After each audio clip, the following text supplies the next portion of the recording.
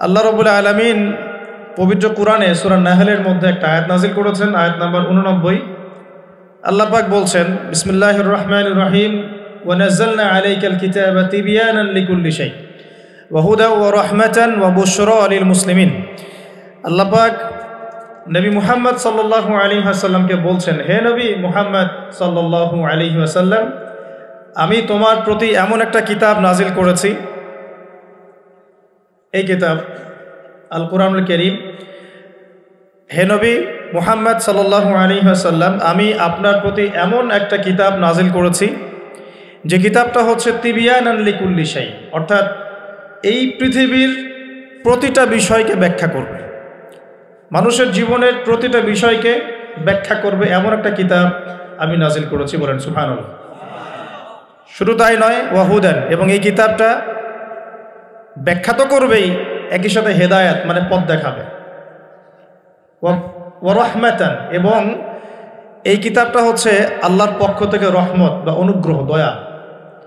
3, 4, ওয়া বুশরা লিল মুসলিমিন, এবং এই কিতাবের সামনে যে নিজের ইচ্ছাকে সঁপে দিবে, যে আত্মসমর্পণ করবে, এই মুসলিমদের জন্য এই কিতাবটা হচ্ছে বুশরা মানে সুসংবাদ।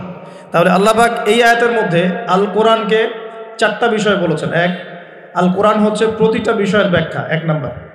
2, আল কোরআন হচ্ছে হেদায়াত মানে পথ প্রদর্শক, পথ নির্দেশ আপনাকে দিবে, গাইডেন্স। 3 নাম্বার, এই কিতাব হচ্ছে রহমা মানে দয়া, আল্লাহর পক্ষ থেকে অনুগ্রহ। 4 নাম্বার, এই কিতাব হচ্ছে বুশরা সুসংবাদ। কাদের জন্য সুসংবাদ? যারা এই কিতাবের সামনে আত্মসমর্পণ করবে, মুসলিমদের জন্য। তো এই আয়াত থেকে বুঝতে পারছি যে কোরআনে আল্লাহ পাক এমন কোনো বিষয় নাই যেটা ব্যাখ্যা করেন নাই, এবং কোরআনের প্রাসঙ্গিক ব্যাখ্যা হিসেবে আল্লাহ রাব্বুল আলামিন আবার হাদিস নাজিল করেছেন, যেটাকে আমরা সুন্নাহ বলি। এর দলিল কোথায়? সূরা হাশর আয়াত নাম্বার 7। কত নম্বর আয়াত? সূরা হাশর 7 নম্বর আয়াত। আল্লাহ পাক বলছেন, ওয়া মা আতাকুমুর রাসূলু ফাখুযু, রাসূল সাল্লাল্লাহু আলাইহি ওয়াসাল্লাম যা যা দেন নিয়ে নাও। রাসূল সাল্লাল্লাহু আলাইহি ওয়াসাল্লাম যা যা দেন নিয়ে নাও। ওয়া মা নাহাকুম আনহু ফান্তাহু, রাসূল সাল্লাল্লাহু আলাইহি ওয়াসাল্লাম যা যা ছেড়ে দিতে বলেন, নিষেধ করেন, ছেড়ে দাও। এখন রাসূল যা দেন সেটা কি কোরআনে আছে না হাদিসে আছে? বলেন। আচ্ছা, রাসূল যা থেকে নিষেধ করেন সেগুলো কি কোরআনে আছে না হাদিসে আছে? মনে করেন আমরা বললাম ঈশার নামাজ কয় রাকাত? ফরজ নামাজ 4 রাকাত। আর 4 রাকাত নামাজের মধ্যে মোট কতগুলো সেজদা হবে? 1 রাকাতে আমরা কয়টা সেজদা করব, কয়টা রুকু করব, রুকুর তাসবিহ কি পড়ব এবং কয়বার করে পড়ব, সেজদার তাসবিহ কি পড়ব, কয়বার করে পড়ব, 2 সেজদার মাঝখানে বসবো কিনা, 2 সেজদার মাঝখানে কোনো দোয়া পড়ব কিনা, রুকু থেকে উঠে সামি আল্লাহু লিমান হামিদা বলে রব্বানা ওয়া লাকাল হামদ বলতে হবে কিনা, এই খুঁটিনাটি বিষয়টা কি আপনি কোরআনে পাবেন? পাবেন না। কোরআনে পাবেন যে আপনাকে 5 ওয়াক্ত সালাত ফরজ করা হয়েছে। এখন আপনি হাদিসে গিয়ে পাবেন যে সালাতের ওয়াক্ত কেমন হবে, কখন হবে, কিভাবে ওযু করতে হবে, আপনি জুনুবি অবস্থায় থাকলে কিভাবে ফরজ গোসল করবেন, কিভাবে মেসওয়াক করবেন, ওযুর সময় কি আগে ধোবেন, বিসমিল্লাহ বলে কি আগে মাথা মাসা করবেন নাকি আগে হাতের কবজি পর্যন্ত ধোবেন, কি করবেন, ধারাবাহিকতা কেমন হবে, নামাজের দিকে আপনি কিভাবে যাবেন, কীরকম পোশাক পরলে নামাজ হবে, কেমন করলে নামাজ হবে না, কোন ওয়াক্তে নামাজ পড়লে নামাজ হবে, কোন ওয়াক্তে পড়লে হবে না, কোন ওয়াক্তের নামাজ কত রাকাত হবে, কোন রাকাতে কয়টা সেজদা করবেন, কয়টা রুকু করবেন, ইত্যাদি, মানে খুঁটিনাটি বিষয়। এই খুঁটিনাটি বিষয়গুলো কিন্তু আছে হাদিসে। কোথায় আছে ভাই?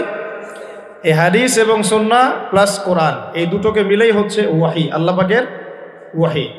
এখন অনেকেই এই আয়াতের ভুল ব্যাখ্যা করতে পারেন যে আল্লাহ পাক তো বলেছেন কোরআনের সমস্ত বিষয় আমি ব্যাখ্যা করেছি, তাহলে হাদিসের কি প্রয়োজন আছে? উত্তর হচ্ছে আল্লাহ পাক কোরআনে সমস্ত বিষয়ের মূল নীতি ব্যাখ্যা করেছেন, আর হাদিসে গিয়ে এর বিস্তারিত ব্যাখ্যা করেছেন। আমি কি বুঝাতে পারছি? আরেকটা দলিল সূরা নাজম আয়াত নাম্বার 3-4। সূরা নাজম আয়াত নাম্বার 3-4 আল্লাহ রাব্বুল আলামিন বলছেন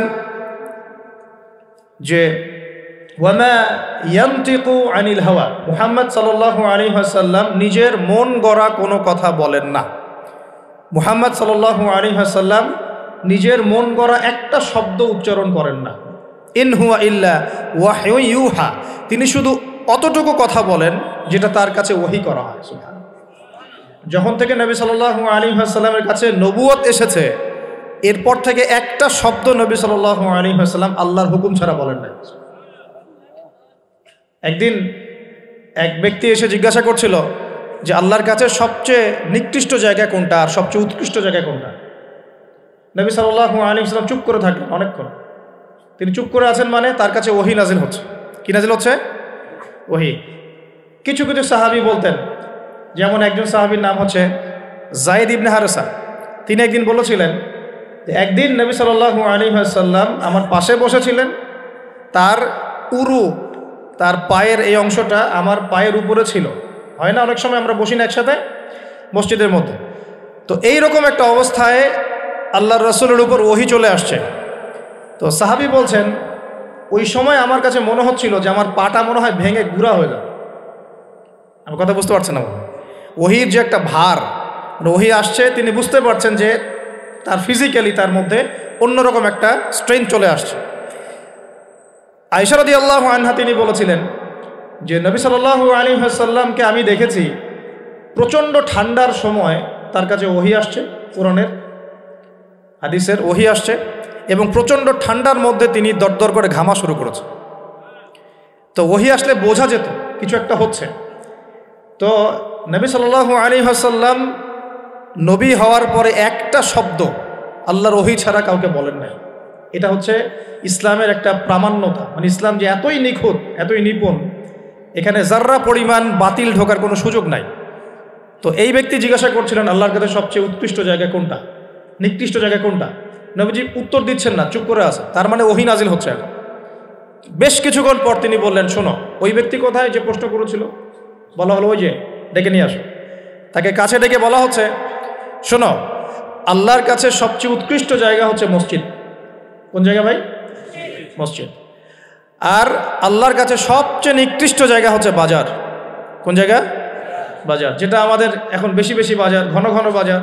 শেষ জামানায় বাজার ঘন ঘন হবে, কিয়ামতের আলামত। বাজার ঘাট হবে খুব ঘন ঘন, বাসার থেকে বের হলেই বাজার। এটা হয় নাই এখন? তো এত কিছু চোখে দেখার পরেও মানুষকে বোঝাতে হয় যে হাতে সময় কম। আল্লাহ পাকের গজব একটার পর একটা আসতে আছে, দেখতে পারতেছেন না? সামনে যে বড় সড়ো কোনো বন্যা হয় কিনা আল্লাহ ভালো জানে। বলা হচ্ছে যে একটা জলোচ্ছ্বাসের মানে ঝুঁকির মধ্যে আছে বিশ্বের বহু কান্ট্রি। বিশ্বের বহু কান্ট্রি জলোচ্ছ্বাস, বড় একটা জলোচ্ছ্বাসের হুমকির মধ্যে আছে। 20 ফুট থেকে 25 ফুট পানি উঠে যাবে, উঠে উপকূলবর্তী অঞ্চলগুলো ডুবিয়ে দিবে। এটা এখন গবেষকরাই বলছেন, বিজ্ঞানীরা। আর আমরা তো আগেই বলেছি, যখন একটা জনপদের মধ্যে শিরকের পাপ বেশি হয়, কোন পাপ? শিরকের পাপ। শিরক শুধুমাত্র ওই মূর্তি পূজা করাই শিরক নয়, আপনাদেরকে জানাই দিতে চাই, কবর পূজা করাও শিরক। কথা কি বুঝতে পারছেন? আমার কথা কিভাবে নেবেন জানি না, কিন্তু আমাকে তো বলতে হবে। শুধু মূর্তি পূজা করাই শিরক না, কবরে সেজদা করাও শিরক। তো যখন শিরকের সয়লাব হয় একটা এলাকার মধ্যে, একটা জাতির মধ্যে, তখন নূহ আলাইহিস সালামের কওমকে আল্লাহ পাক যেমন প্লাবন দিয়ে ভাসিয়ে দিয়েছিলেন, ওরকম বন্যা জলোচ্ছ্বাস প্লাবন দিয়ে ভাসিয়ে দিবেন আল্লাহ। কারণ নোংরামি ধুইতে হলে অনেক পবিত্র পানির দরকার, আর শিরক হচ্ছে সবচেয়ে নোংরা জিনিস। আল্লাহর জমিনের সবচেয়ে নোংরা জিনিস কি? শিরক। এগুলো তো গেল ধর্মতাত্ত্বিক শিরক। এখন তো শিক্ষার মধ্যেও শিরক, শিক্ষার মধ্যেও শিরকি আকীদা ঢুকিয়ে দেওয়া হচ্ছে। এবং এটা কোন আকীদা, এটা বলার তো আর প্রশ্ন আসে না, সবাই বোঝেন কোন আকীদা। যখন মানুষ কোরআনের সৃষ্টিতত্ত্ব বাদ দিয়ে মানব রচিত সৃষ্টিতত্ত্ব বইয়ের মধ্যে ঢুকায়, এগুলো শিরক না? অর্থনীতির মধ্যে এখন শিরক আছে। কিরকম? আল্লাহ পাক হালাল যে অর্থনীতি দিয়েছেন, ওটাকে বুড়া আঙ্গুল দেখিয়ে এখন সুদভিত্তিক অর্থনীতি চলছে সব জায়গায়। তো আল্লাহ পাকের হালালকে যে হারাম করে, এটা শিরক না? এটা সূরা তওবা পড়বেন, সূরা তওবার 31 নম্বর আয়াত। আমি রেফারেন্স দিয়ে কথা বলছি, সূরা তওবার 31 নম্বর আয়াত পড়ে দেখবেন। আল্লাহ পাক বলছেন যে আল্লাহর হালালকে যদি কেউ হারাম করে নেয় আর হারামকে হালাল করে নেয়, এই যে পরিবর্তন, এই কাজটা, এটা কিন্তু শিরকি আকীদা, কুফর, শিরক। আপনি আল্লাহর হালালকে হারাম করতে পারেন না। আল্লাহ পাক একটা হারাম করেছেন, আপনি হালাল করতে পারবেন না। মানেন না ব্যক্তিগতভাবে, সেটা আলাদা বিষয়, কিন্তু অন্যের উপর ইম্পোজ করতে পারবেন না। মনে করেন আল্লাহ পাক হালাল করেছেন পর্দা, আপনি পর্দা করেন না, বুঝলাম, এটা আপনার ব্যক্তি স্বাধীনতা, কিন্তু আপনি পর্দাকে ব্যঙ্গ করতে পারবেন না, ব্যঙ্গ করলে কুফরি হয়ে যাবে। কথা বুঝতে পারছি ভাই? নিজে পালন করে না সেটা আলাদা বিষয়, আমি পালন করি না, তার কাছে মনে হয় যে বেপর্দায় চললেই মনে হয় ভালো, নাউজুবিল্লাহ, ওর কাছে এটাই মনে হয়, ওর কাছে এটাকে মনে হয় প্রগতি, অগ্রগতি, উন্নয়ন, তো সে তার থট নিয়ে থাক। কিন্তু যদি সে বলে যে না পর্দা সেকেলে প্রথা এখন চলে না, ওই যুগে চলতো, এটাকে টিটকারি করে, ব্যঙ্গ করে, তাহলে কুফরি করবে, শিরক করবে। মনে করেন মদ আল্লাহ হারাম করেছেন, আর কিছু মানুষ মদ খায়, হারাম মনে করেই খায় বা হালাল মনে করেই খায়, মানে খায় আর কি। তো একজন খায় সেটা আলাদা আলাদা পাপ, আর কেউ যখন মনে করবে যে না আল্লাহ পাকের এই হালাল হারামের বিধান আমি মানি না, আল্লাহ পাকের হালাল হারামের বিধান আমি মানি না, তখন হবে শিরক আর কুফর। এমনি হচ্ছে কবিরা গুনাহ, আর যখন হালালকে হারাম করে নেবে আর হারামকে হালাল করে নেবে তখন শিরকের পর্যায়ে চলে যাবে। তো এই সিস্টেম এখন চলছে না? আল্লাহ পাকের সুদভিত্তিক, আল্লাহ পাকের হালাল অর্থনীতি বাদ দিয়ে সারা বিশ্বে এখন সুদভিত্তিক অর্থনীতি চলছে না? বুঝেন না এগুলা? অর্থনৈতিক অবস্থা ভালো না, আস্তে আস্তে বিশ্বের মধ্যে ভয়াবহ অর্থনৈতিক সংকট দেখা দিবে, এবং এই সংকটটা ফেস করবে মূলত এই মধ্যবিত্ত শ্রেণী আর নিম্ন মধ্যবিত্ত শ্রেণী। খুব ধনী দেশের কোনো সমস্যা হবে না, যারা মিডল ক্লাস কান্ট্রি বা আরেকটু নিচু মানের কান্ট্রি অর্থনৈতিক দিক থেকে, এদের সামনে ভয়াবহ একটা অবস্থা ফেস করতে হবে। সময় যাইতে দেন, আস্তে আস্তে সব স্পষ্ট হয়ে যাবে, আপনারাই বুঝতে পারবেন। অলরেডি গরিব মানুষ হাহাকার করা শুরু করেছে, অলরেডি হাহাকার করা শুরু করেছে। বড় লোকের তো কোনো সমস্যা নাই, গ্যাস তেল চাল ডাল সব কিছুর দামও যদি বাড়ে, বড় লোকের কোনো সমস্যা আছে? আমার তো কোনো সমস্যা নাই, আমি তো খেতে পারতেছি, কোনো না কোনোভাবে খেতে পারতেছি। কিন্তু যে কৃষক, মজুর, শ্রমিক, হ্যাঁ, যারা গরিব মানুষ, এরা তো আমার মতো না। আমার জন্য 4 বার বিদ্যুতের দাম বাড়লে কোনো সমস্যা নাই, 1000, 1500, 2000, 3000 আপনি ইফোর্ট দিতে পারছেন, আপনার তো সমস্যা নাই। কিন্তু যে ব্যক্তির মাসিক আয় 3000 টাকা, সে কী করবে? সে তো ইফতার করতে বসে বদদোয়া করা শুরু করবে। এবার বহু মানুষ ইফতারির টেবিলে বসে আল্লাহর কাছে বদদোয়া করা শুরু করবে। এটা আমি অনেকদিন আগে বলেছি, কারণ এটা বলেছি বৈশ্বিক অর্থনৈতিক সংকটের কারণে। পুরো বিশ্বে একটা ইকোনমিক সংকট চলছে। এখন এই কথাগুলো যেগুলো বলছে, এগুলোর সাথে কিন্তু আমাদের ইসলামিক সমাজ ব্যবস্থা জড়িত আছে। আমরা এদিকে আসতেছে, প্রথমে বোঝেন যে এটাও শিরকি একটা সিস্টেম চলতেছে। আর বিশ্বে যে শিরকটা চলতেছে বড়, সেটা আরও ভয়াবহ। সেটা কি? বিশ্বের যারা মোরল, যারা এখন বিশ্ব চালায়, তারা বলতেছে এক কথায় যে ধর্মের কোনো দরকার নাই বিশ্বে ধর্মের কোনো দরকার নাই, ধর্মগ্রন্থেরও দরকার নাই, ধর্মীয় বিধানেরও দরকার নেই। এই বিশ্ব চালাবো আমরা, বিশ্বের বিধান রচনা করব আমরা, বিশ্বকে পরিচালনা করার মূলনীতি বানাবো আমরা, বিশ্বের মানুষকে চালাবো আমরা। নাউজুবিল্লাহ বলছি ঠিকই, বিশ্ব চলছে এইভাবে। এখানে আল্লাহর আসমানি কিতাব, কোরআন, হাদিস, শরিয়া, ইসলামী সমাজ, এগুলো বুড়াঙ্গুল চল। কেউ টাইম দেয় না এগুলো, খালি মুখে মুখে বকধার্মিকতা দেখায়। জুমার দিনে সে নামাজ পড়ে, ঈদের নামাজ পড়তে আসে, তারাবির নামাজ পড়তে আসে, দাঁড়িয়ে রাখছে, পাগড়ি পড়ছে, এটা বকধার্মিকতা। আগে ভিতর ঠিক করতে হবে। তো ভিতরটা কি? ভিতরটা হচ্ছে তাবারাকাল্লাযী বিয়াদিহিল মুলক। সূরা মুলকের 1 নম্বর আয়াতে কি বলছেন আল্লাহ পাক? তাবারাকাল্লাযী বিয়াদিহিল মুলক, বরকতময় সেই আল্লাহ। এই আল্লাহ পাক মহাবিশ্ব সৃষ্টি করেন নাই? এই মহাবিশ্ব কে সৃষ্টি করছে? এই পুরো মহাবিশ্বে পৃথিবীর মতো কোটি কোটি কোটি কোটি গ্রহ আছে না? আছে কি নাই? এই পুরো মহাবিশ্বে কার হুকুম চলে?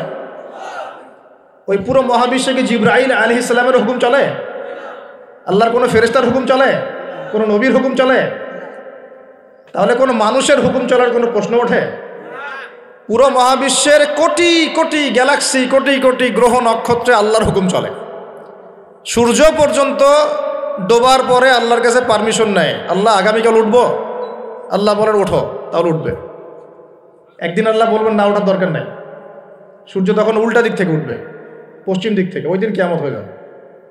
যেদিন কিয়ামত হবে ওইটা হচ্ছে আল্লাহ পাকের ক্রোধের বহিঃপ্রকাশ, মানে রাগ থাকে না, যে ধৈর্য ধরতে ধরতে ধরতে ধরতে এক সময় যখন আপনি আর পারতেছেন না, তখন একটা হাইপার হয়ে যান না মাঝে মাঝে, তখন মনে হয় আশপাশে যা আছে ভেঙে চুরে একাকার করতে পারেন। ওই যে পৃথিবীর নিচে যে আগ্নেয়গিরিগুলো আছে, শক্তি সঞ্চার করতে করতে করতে করতে এক পর্যায়ে বিস্ফোরিত হয়ে যায়, তখন আর পৃথিবীবাসীর তো কোনো হুঁশ তখন আর উপায় থাকে না।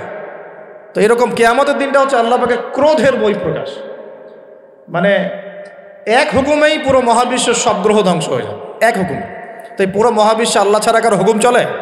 আল্লাহ সেটাই বলছেন, তাবারাকাল্লাযী বিয়াদিহিল মুলক, বরকতময় সেই আল্লাহ যার হাতে সমস্ত ক্ষমতা। যার হাতে কি ভাই? মুলক মানে কি? রাজত্ব। এখনকার তোমরা যারা পলিটিক্যাল সায়েন্স পড়াও, তোমাদের বা আপনাদেরকে বলছি, রাজত্ব মানে কি? রাজত্বের ইংরেজি প্রতিশব্দ কি? সভরেন্টি। মানে বলেন, সভরেন্টি মানে কি? সার্বভৌমত্ব। মানে কি? সার্বভৌমত্ব। আল্লাহ পাক বলছেন মহাবিশ্বের সার্বভৌমত্ব আমার হাতে। সুবহানাল্লাহ। কার হাতে? মহাবিশ্বের সার্বভৌমত্ব কার হাতে? সভরেন্টি কার হাতে? দুনিয়াতে এই সভরেন্টি সার্বভৌমত্ব মানুষের হাতে। বুঝেন নাই মনে হয়? এই দুনিয়াতে সভরেন্টি, মুলক, সার্বভৌমত্ব এখন আল্লাহর হাতে নাই, মানুষের হাতে। মানুষ যা মনে করে তাই চালায়। এখন আল্লাহ পাকের বিধান, আল্লাহ রাসূল এবার, তো এটা হচ্ছে সবচেয়ে বড় শিরক সারা বিশ্বের। এটা সারা বিশ্বের সবচেয়ে বড় পর্যায়ে শিরক। তো শিরকে ডুবে আসি আমরা, এটাকে বোঝেন। আমি তো বলছি না যে এখন এই প্রবলেমসগুলোকে রাতারাতি সলভ করা যাবে, এমনটা তো বলছি না। বলছি পুরো ওয়ার্ল্ডে এরকম শিরকি একটা সিস্টেম প্রতিটা ক্ষেত্রে চলছে। কিভাবে সলভ করবেন সেটা পরের বিষয়, আগে তো বুঝতে হবে কোথায় আছে বিশ্ব এখন। তো আমরা দেখলাম যে বড় বড় সেক্টর যেগুলো একটা বিশ্বের, ধর্ম, সংস্কৃতি, অর্থনীতি, জিওপলিটিক্স এবং পরিবার তো আছেই, পাশাপাশি আমাদের এই একটা কি ওয়ার্ল্ড অ্যাফেয়ার্স, এই প্রতিটা ক্ষেত্রে আল্লাহ পাকের তাওহীদকে পাশ কাটিয়ে মানুষের মন গড়া বিধান দিয়ে চালানো হচ্ছে কিনা? হচ্ছে কিনা? বুঝতে পারছেন না মনে কথা? সুদ কি মানুষের বিধান না আল্লাহর বিধান? বলেন, আরো খোলামেলা বলে, সুদ কি মানুষের বিধান না আল্লাহর বিধান? মদ কি মানুষের বিধান না আল্লাহর বিধান? মদ খাওয়া যাবে? মদ খাওয়া যাবে? বেপরদায় চলা যাবে, এটা কি মানুষের বিধান না আল্লাহর বিধান? পুরো বিশ্বের যত বৈশ্বিক অ্যাফেয়ার্স আছে এটা মানুষ নিয়ন্ত্রণ করবে, আল্লাহর বিধানের দরকার নাই। এটা কি আল্লাহর বিধান না মানুষের কথা? তো সারা বিশ্বে এই কুফুরি চলতেছে না? চলছে কি না? এখন এই বিশ্বটা বোঝেন, তারপরে আপনি এই আয়াতটা বোঝেন। এখন আল্লাহ পাক বলছেন, এখন আমি মুহাম্মদ সাল্লাল্লাহু আলাইহি ওয়াসাল্লামের কাছে এমন কিতাব দিয়েছি যে কিতাবে এই সব সমস্যার সমাধান আছে। সুবহানাল্লাহ। সমস্যাগুলো তো বুঝতে পারলেন। আল্লাহ পাক বলছেন, হে মুহাম্মদ বলেন সাল্লাল্লাহু আলাইহি ওয়াসাল্লাম, আমি তোমার কাছে এমন একটা কিতাব দিয়েছি যে কিতাবের মধ্যে প্রতিটা বিষয়কে আমি ব্যাখ্যা করেছি, সমাধান দিয়েছি। এটা হেদায়েত, এটা রহমত, এটা বুশরা, সুসংবাদ তাদের জন্য যারা আমার সামনে আত্মসমর্পণ করবে। যারা করবে না ওদের জন্য সুসংবাদ নাই। আর এই কিতাবের ব্যাখ্যা আছে। এই কিতাব একাই আপনাকে পথ দেখাবে না, হাদিসের প্রয়োজন আছে। এটা আমরা পেলাম সূরা নজম আয়াত নাম্বার 3-4 এবং সূরা হাশর আয়াত নাম্বার 7। যে রাসূল সাল্লাল্লাহু আলাইহি ওয়াসাল্লাম নিজের মন গড়া কোনো কথা বলতেন না, তিনি সেটাই বলতেন যে আল্লাহ ওহী করতেন। আর আল্লাহর রাসূলের আদেশগুলো আমরা পাচ্ছি হাদিসে, নিষেধগুলো পাচ্ছি হাদিসে। সো কোরআন এবং হাদিস এই দুটোকে মিলে আল্লাহ পাকের এখন ওহী নাজিল হচ্ছে। কোথায় নাজিল হচ্ছে? আইয়ামে জাহিলিয়াতে। কোথায় ভাই? এই কিতাব কোথায় নাজিল হয়েছে? বাংলাদেশে, পাকিস্তানে, সিরিয়ায়? কোন যুগে নাজিল হয়েছে? ওই ব্যাবিলনের যুগে, নাকি ওই চাইনিজ সভ্যতার যুগে, নাকি ওই রাশিয়ার বলশেভিক ওই বিপ্লব ওইসব যুগে? কোন যুগে নাজিল হয়েছে? আবু জেহেলের যুগে। কোন যুগে ভাই? আবু জেহেলের নাম শুনেছেন তো? আবু জেহেলের যুগটাকে আমরা বলি আইয়ামে জাহিলিয়াতের যুগ। আবু জেহেল ছিল ওই যুগের নেতা। দারুন নাদওয়া ছিল তার পার্লামেন্ট। তার পার্লামেন্টের নাম কি? দারুন নাদওয়া। সেখানে আবু জেহেল, আবু লাহাব, উতবা, সাইবা, রাবিয়া এরা সব বসে বসে বুদ্ধি পাকাইতো আর কি করতে হবে কি করতে হবে না। বাই দ্য ওয়ে, এই আবু জেহেল, আবু লাহাবরা কিন্তু আল্লাহকে বিশ্বাস করত। আল্লাহ বলে যখন আছে এবং আল্লাহর কাছে যে ফিরে যেতে হবে এটাও তারা বিশ্বাস করত কিছু কিছু ক্ষেত্রে। কিন্তু আল্লাহ পাকের কোনো বিধান তারা মানত না। আল্লাহ পাকে পাওয়ার জন্য মাধ্যম পূজা করত। তারা কিন্তু 360টা মূর্তির পূজা এই কারণে করতো না, যে তারা আল্লাহকে বিশ্বাস করে না এমন নয় বিষয়টা। তারা আল্লাহকে বিশ্বাস করত, আল্লাহকে পাওয়ার মাধ্যম হিসেবে তারা এগুলোর পূজা করত। সূরা জুমার পড়েন, সূরা জুমারের 1, 2, 3 আয়াত পড়ে দেখেন। আবু জেহেলদের কথা আল্লাহ বলেছেন। তারা বলতো, মা না'বুদুহুম, আমরা এই লাত উজ্জা মানাতের উপাসনা এই কারণে করি, শুধু এই কারণে করি, লিইয়ুকাররিবুনা ইলাল্লাহি যুলফা, যে এই লাত উজ্জা মানাত হবল এই যে মূর্তিগুলো, এগুলো আমাদেরকে আল্লাহ পর্যন্ত পৌঁছে দিবে, এই কারণে করতো। ওরা কিন্তু আল্লাহকে অস্বীকার করতো না। এমনকি বদর যুদ্ধে যাওয়ার সময়ও আবু জেহেল কিন্তু কাবা ঘরে দোয়া করে গেছে। তারা কিন্তু হজ ওমরাও করতো, বিকৃত হজ ওমরা করতো। তো এটা মনে করবেন না যে আবু জেহেলরা আল্লাহকে বিশ্বাস করতো না। এবার আবু জেহেলকে চিনতে পারছেন? আবু জেহেল কেমন ব্যক্তি? যে আল্লাহকে বিশ্বাস করে ঠিকই, কিন্তু আল্লাহ পাকের কোনো বিধান মানতে চায় না। তো এখন এই 90 আবু জেহেলরা আমাদের সমাজে আছে কি নাই বলে? আমি কি মিলাইতে পারতেছি? আমি আমার চেষ্টা করছি আপনাদেরকে সহজ করে বোঝানোর জন্য, কিন্তু পারছি কিনা জানি না। অনেক সময় হয় কি যে নিজেরা অনেক কিছু বুঝি কিন্তু বোঝাতে পারি না। বোঝাতে পারাটাও একটা আল্লাহ পাকের রহমত। মানে কাউকে বোঝাতে পারানোটা কিন্তু আল্লাহ পাকের রহমত। অনেক সময় দেখবেন আপনি বুঝতে পারছেন অনেক কিছু, কিন্তু মানুষকে বোঝাতে পারছেন না। তা আমি চেষ্টা করছি বোঝানোর জন্য, আমি কতটুকু পারছি আমি জানি না। এই যে আবু জেহেলকে চিনতে পারলেন? আবু জেহেল এমন একজন বুদ্ধিজীবী মানুষ, খুব বুদ্ধি তার, কারণ তার নাম হচ্ছে আবুল হাকাম। কি নাম? আবুল হাকাম। আবু জেহেলের নাম আবু জেহেল না, আবু জেহেলের নাম আবুল হাকাম, মানে জ্ঞানের পিতা। ওই সমাজের মানুষ তাকে বলতো জ্ঞানের পিতা। জ্ঞানের পিতা, ফিলোসফার, সে দার্শনিক, সে বুদ্ধিজীবী। বুঝতে পারছেন না কথা? আইয়ামে জাহিলিয়াতের মানুষ তাকে সম্মান দিয়ে কথা বলতো, তাকে বলতো তুমি জ্ঞানের পিতা। তো আমাদের ইসলাম তাকে আবু জেহেল কেন বলছে তাহলে? কারণ সে আল্লাহ পাককে চিনত, আল্লাহ পাককে চেনার পরেও আল্লাহ পাকের বিধানকে সরাসরি বিরোধিতা করেছে। কোনো অজ্ঞ মানুষ ছাড়া এই কাজ কেউ করতে পারে? তো এখন বলেন, এরকম মানুষ সমাজে আছে কি নাই? এই 90 আবু জেহেলরা আছে না নাই? আছে রে ভাই, আছে, আছে না? এরকম মানুষও পৃথিবীতে সমাজে আছে। তো এখন বলেন,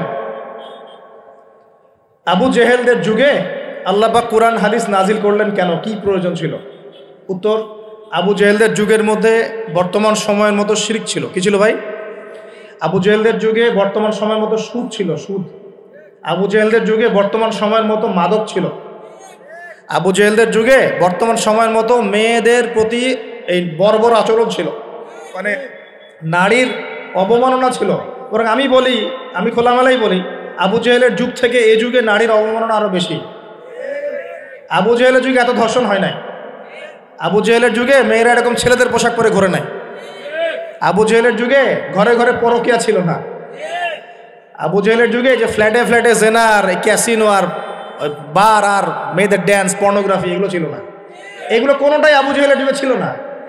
ওই যুগটাকে তো খুব আমরা গালিগালাজ করতে পছন্দ করি। হ্যাঁ, একদম জাহিলি যুগ, আইয়ামে জাহিলিয়াত, তাই না? মেয়েদেরকে একদম জীবন্ত কবর দেওয়া হতো, এই কথা বলি না? তো এখন আবার কোথায় মেয়েকে সম্মান দেওয়া হচ্ছে? এত সেদিন বললাম না, এখন তো মেয়েকে হলে ডেকে নিয়ে পায়জামা খুলে ফেলে দেওয়া হচ্ছে না? কোনো কোনো ক্ষেত্রে কলেজ ছাত্রীদেরকে মনোরঞ্জনের পাত্র বানানো হয়েছে। দেখলেন না কয়দিন আগে কি ঘটনা ঘটলো ঢাকায়? তো এখন আবার মেয়েদের কোথায় সম্মান দেওয়া হচ্ছে? আবু জেহেলের যুগে তারপরেও একটা শালীন পোশাক তো ছিল। আবু জেহেলের যুগে আপনি বিকিনি সংস্কৃতি পাবেন না। আবু জেহেলের যুগে বিকিনি সংস্কৃতি ছিল না, এখন বিকিনি সংস্কৃতি আছে না? এই যে আপনারা তো লন্ডন করেন খুব, ওখানে কি দেখে আসেন? কি দেখে আসেন? ওখান থেকে দেখে এসে এখানে কোটি কোটি টাকার বাড়ি বানাচ্ছেন, 3 কোটি। 1 বছর পর ভেঙে আবার নতুন করে করেন, তাই না? এমনও তো কিছু মানুষ আছে আপনাদের সমাজে, আমি জানি। শোনেন, তাব্বাত ইয়াদা আবি লাহাবি ওয়া তাব, সূরাটা পড়েছেন? আবু লাহাবের 2 হাত ধ্বংস হোক। আবু লাহাবের পাপ ছিল অন্য, সে নবী সাল্লাল্লাহু আলাইহি ওয়াসাল্লামের সাথে কটূক্তি করত, বিরোধিতা করত। কিন্তু আবু লাহাব সম্পর্কে আল্লাহ পাক কি বলছেন? মা আগনা আনহু মালুহু ওয়া মা কাসাব। আবু লাহাবের মাল সম্পদ এবং যা সে অর্জন করেছে এই দুনিয়াতে, এগুলো তাকে জাহান্নামের আগুন থেকে বাঁচাতে পারবে। এই বিশাল প্রপার্টি আপনাকে জাহান্নামের আগুন থেকে বাঁচাতে পারবে না যদি এই প্রপার্টির হক আদায় না করেন। এই রিজিকের হক যদি ঠিকঠাক আদায় না করেন, জাকাত না দেন, দরিদ্রের হক না দেন, মিসকিনের হক না দেন, আত্মীয়র হক না দেন, প্রতিবেশীর হক না দেন, ইসলামের আল্লাহ ফি সাবিলিল্লাহ দান সদকা না করেন, এই বিশাল প্রপার্টি আপনাকে কিয়ামতের মাঠে বাঁচাতে পারবে। মা আগনা আনহু মালুহু ওয়া মা কাসাব সায়াসলা নারান যাতা লাহাবিন ওয়া ইমরাআতুহু হাম্মালাতাল হাতাব ফি জিদিহা হাবলুম মিন মাসাদ। সূরাগুলো পড়বেন, কোরআন তো শুধুমাত্র তাবিজ করার জন্য কোরআন নাজিল করা হয়নি। তাবিজ করার জন্য কোরআন নাজিল করা হয়েছে নাকি? কোরআনের আয়াত ছিঁড়ে ছিঁড়ে এখন মাদুলির মধ্যে ঢুকিয়ে গলায় ঝুলে রাখার জন্য কোরআন নাজিল হয়েছে? বলেন তো। কোরআনের আয়াত একটা ছিঁড়ে এভাবে আমি র্যাপিং করে গলার মধ্যে ঢুকায় রেখে দিলাম, বাস কোরআনের হক আদায় হয়ে গেল। ডক্টর আপনাকে একটা প্রেসক্রিপশন দিয়েছেন, মনে করেন তোমার কোভিড হয়েছে, তোমাকে এখন এই প্রেসক্রিপশন অনুযায়ী চলতে হবে। আর প্রেসক্রিপশনটা আমি যদি এমন একটা ভাঁজ করি, ভাঁজ করে সুন্দর করে মাদুরির মধ্যে ঢুকায়, ওষুধ খাওয়ার দরকার নাই, ভাঁজ করে ঢুকায় ব্যাস রেখে দিলাম, রোগ ভালো হবে না? রোগ ভালো হবে? আমরা কোরআন কিনে এই কাজ করি, আমরা কোরআন কিনে কেউ কেউ এই কাজ করি, সবাই না, কেউ কেউ। কোরআন শেফা মানে কি? কোরআন আপনার রুহের শেফা এবং দেহের শেফা। তখন যখন কোরআন বুঝে আমল করবেন, তখন কোরআন পড়ে বুঝে যখন আমল করবেন, তখন কোরআন শেফা এবং রহমত বুশরা। আল্লাহ পাক আমাদেরকে বোঝার তৌফিক দান করে নেন। তবে হ্যাঁ, কোরআনের আয়াত থেকে ঝাড়ফুঁক করা যায়, ঝাড়ফুঁক করা যেতে পারে, পানি পড়া খাওয়া যেতে পারে, এবং এই পানি দিয়ে গোসলও করা যেতে পারে ইত্যাদি। কিন্তু আপনি তো ছিঁড়ে ছিঁড়ে ছিঁড়ে ছিঁড়ে খালি গলায়, পায়ে, হাতে ঝুলে রাখতে পারেন না। আল্লাহ পাক আমাদেরকে বোঝার তৌফিক দান। প্রিয় ভাইয়েরা, এখন এতটুকু তো বুঝতে পারলাম যে কোরআন কোন সময় নাজিল হয়েছে। তাহলে ভাই কার যুগে? আবু জাহেলের যুগে। আবু জাহেলের যুগে কি ছিল? এখনকার মতো শিরক ছিল, এখনকার মতো সুদ ছিল, এখনকার মতো মাদক ছিল, এখনকার মতো মেয়েদের অবমাননা ছিল, আরও একটা ছিল এখনকার মতো যে গোত্রীয় হানাহানি। দেখেন না এখন হানাহানি, মারামারি, রাহাজানি বিশ্বে বিশ্বে, দেশে দেশে, দলে দলে, এই পলিটিক্যাল দল ওই পলিটিক্যাল দলে, আবার এই ধর্মীয় দল এই ধর্মীয় দলে, এই যে হানাহানি, গোত্রীয় হানাহানি, এই হানাহানি ছিল আইয়ামে জাহিলিয়াতের একটা বড় নিদর্শন। তো এরকম একটা সমাজে আল্লাহ পাক কোরআন এবং হাদিস নাজিল করলেন কেন? ইসলামী সমাজ গঠন করার জন্য, যেটা আপনি টপিক দিয়েছেন। এখন ইসলাম কি আর সমাজ কি? ইসলাম হচ্ছে এক কথায় আল্লাহর সামনে আত্মসমর্পণ করা। আল্লাহর সামনে আত্মসমর্পণ মানে কি? আল্লাহ কি আমার সামনে দাঁড়িয়ে আছেন? আল্লাহ পাক কি আমার সামনে দাঁড়িয়ে আছেন? আমি গিয়ে পায়ে সেজদা করব? আল্লাহর সামনে আত্মসমর্পণ মানে কি? আল্লাহ পাককে চোখে দেখা যায়? আল্লাহ রাব্বুল আলামিনকে দুনিয়ার কোনো চোখ দেখতে পারবে না, সুবহানাল্লাহ। হ্যাঁ, জান্নাতে যারা যাবে তারা আল্লাহকে দেখতে পারবে। আর ইনশাআল্লাহ আমরা আশা করি আমরা সেই কাতারভুক্ত হব ইনশাআল্লাহ। একদিন না একদিন আমরা আল্লাহকে দেখবো ইনশাআল্লাহ। নবীজিকে আয়েশা রাদিয়াল্লাহু আনহা বলছিলেন, আল্লাহ পাককে কিভাবে দেখবে মানুষ ইয়া রাসূলুল্লাহ সাল্লাল্লাহু আলাইহি ওয়াসাল্লাম? তিনি বলছেন যে তোমরা পূর্ণিমার চাঁদ দেখতে তোমাদের কোনো অসুবিধা হয়? তখন সাহাবীরা বলছেন, না, পূর্ণিমার চাঁদ তো আমরা জাজল্যমান দেখতে পারি। ঠিক এভাবেই তোমরা আল্লাহকে দেখবে ইনশাআল্লাহ। এটা হবে জান্নাতের সবচেয়ে বড় নিয়ামত। জান্নাতের সবচেয়ে বড় নিয়ামত হচ্ছে আল্লাহর দর্শন, দিদার। তো এই দুনিয়ার চোখ আল্লাহকে দেখবে না, তাহলে আল্লাহ পাক কিভাবে আমাদের সাথে যোগাযোগ করবেন? আল্লাহ পাক এই দুনিয়ার মধ্যে কিছু মানুষকে বাছাই করবেন নবুয়ত দেওয়ার জন্য। কি দেওয়ার জন্যে? নবুয়ত। যে মানুষদের সাথে আল্লাহ পাক যোগাযোগ করবেন আল্লাহর ওহির মধ্য দিয়ে। কিসের মাধ্যমে? ওহিটাকে সরাসরি নেমে আসবে না কেউ নিয়ে আসবে?